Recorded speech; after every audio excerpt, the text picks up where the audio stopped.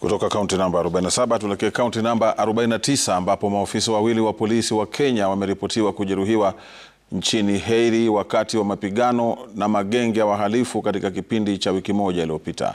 Maafisa hao wamejeruhiwa walipokuwa wakishika doria kwenye jiji kuu la nchi hiyo, Port-au-Prince.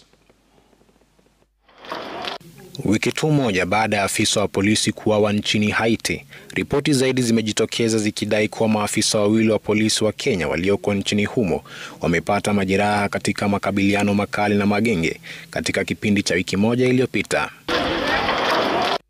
Maafisa watatu wasiotaka kujulikana walieleza hali hii ya kutatanisha.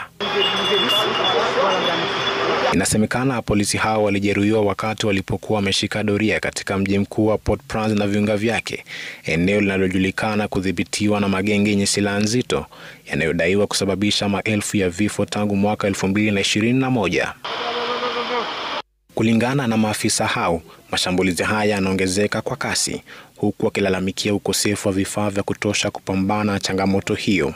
Maafisa hao wanadai afisa mmoja alipigwa risasi kichwani baada ya risasi kupenya kwenye kofia lake, huku mwingine akipata jeraha la sikio baada ya risasi kupenya kuta za gari la kivita.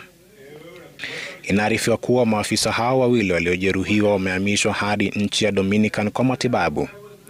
Wanasema hali hii imeibua hofu kati ya maafisa wa polisi kiasi cha kwamba magari 20 ya kivita yameachwa bila kutumika tangu wikendi iliyopita baada ya maafisa kugoma kuyatumia. Walibainisha kuwa hii ni mara ya pili kwa magari hayo kushindwa kuzuia risasi.